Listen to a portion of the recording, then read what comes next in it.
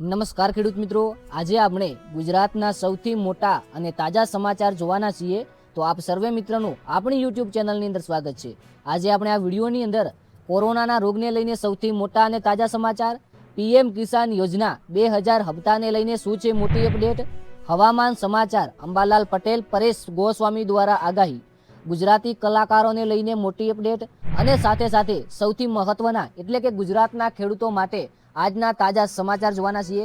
ચેનલને સબસ્ક્રાઇબ કરી વિડીયોને એક લાઇક કરી નાખજો અને કોમેન્ટની અંદર કયા ગામથી કે કયા તાલુકાથી વિડીયો જોઈ રહ્યા છો એ જરૂરથી જણાવજો. સૌપ્રથમ વાત કરીએ આપણે સૌથી મોટા અને તાજા સમાચારની, તો કોરોનાના રોગને લઈને સૌથી મોટા સમાચાર. દેશના કેટલાક રાજ્યોમાં કોરોનાના નવા કેસ નોંધાતા આરોગ્ય વિભાગે તમામ રાજ્યોને સતત દેખરેખ રાખવા સૂચના આપી છે. હોસ્પિટલોમાં જરૂરી દવાઓ અને સારવારની વ્યવસ્થા તૈયાર રાખવામાં આવી રહી છે. ગુજરાતમાં પણ આરોગ્ય વિભાગ દ્વારા કોરોના જેવા લક્ષણો ધરાવતા દર્દીઓની તપાસ પર ખાસ ધ્યાન રાખવામાં આવી રહ્યું છે. લોકોને ગભરાવાની જરૂર નથી, પરંતુ સાવચેતી રાખવા જણાવ્યું છે. તાવ, ઉધરસ, ગળામાં દુખાવો અથવા શ્વાસ લેવામાં તકલીફ જેવા લક્ષણો જણાય તો તરત જ નજીકના આરોગ્ય કેન્દ્રમાં તપાસ કરવાની સલાહ આપવામાં આવી છે. વૃદ્ધો, ગર્ભવતી મહિલાઓ અને ગંભીર બીમારી ધરાવતા લોકોને ભીડવાળા સ્થળોએ જતી વખતે ખાસ સાવચેતી રાખવા પ્લસ માસ્ક રાખવાનું જણાવ્યું છે. આરોગ્ય વિભાગે લોકોને સોશિયલ મીડિયા પર ફરતી અફવાઓને બદલે માત્ર સત્તાવાર માહિતી પર વિશ્વાસ રાખવાની અપીલ કરી છે. પીએમ કિસાન યોજનાને લઈને સૌથી મોટા અને તાજા સમાચાર સામે. પીએમ કિસાન સન્માન નિધિ યોજના આગામી 2000 હપ્તાની રાહ દેશભરના કરોડો ખેડૂતો જોઈ રહ્યા છે. જે ખેડૂત મિત્રોએ હજુ સુધી ઈ-કેવાયસી પૂર્ણ નથી કર્યું તો વહેલી તકે તેમણે ઈ-કેવાયસી કરાવવું, જેથી આગળનો જે હપ્તો આવી રહ્યો છે તે અટકી ના શકે.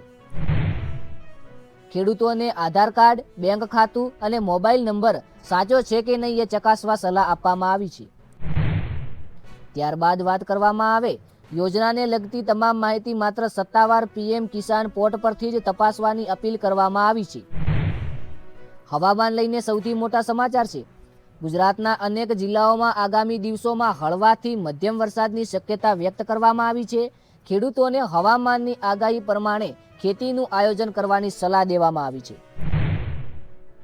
દક્ષિણ ગુજરાતના વલસાડ, નવસારી, ડાંગ અને તાપી જિલ્લાઓમાં ભારે વરસાદની સંભાવના હોવાથી સ્થાનિક તંત્ર એલર્ટ પર છે.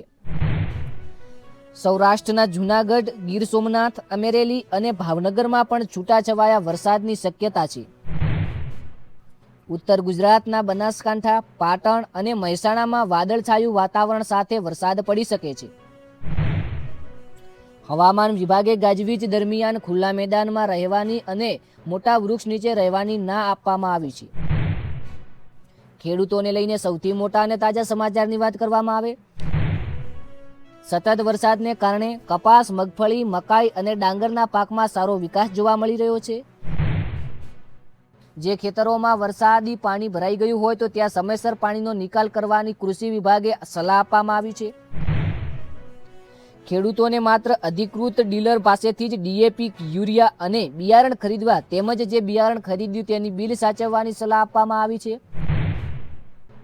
પાકમાં જીવાંત કે ફૂગના લક્ષણો દેખાય તો કૃષિ નિષ્ણાતની સલાહ પછી જ દવાનો છંટકાવ કરવાની ભલામણ કરવામાં આવી છે. ખાસ નોંધ લેવી કે આ બધા જ સમાચાર છે આની અમે કોઈ પુષ્ટિ કરતા નથી, એઆઈ મોડ દ્વારા આપવામાં આવ્યા છે. તારીખ 20/7/2026 સોમવારને લઈને મુખ્ય સમાચાર અહીંયા સમાપ્ત કરીશું. આવનારા વિડીયોની અંદર મળીએ. Thank you.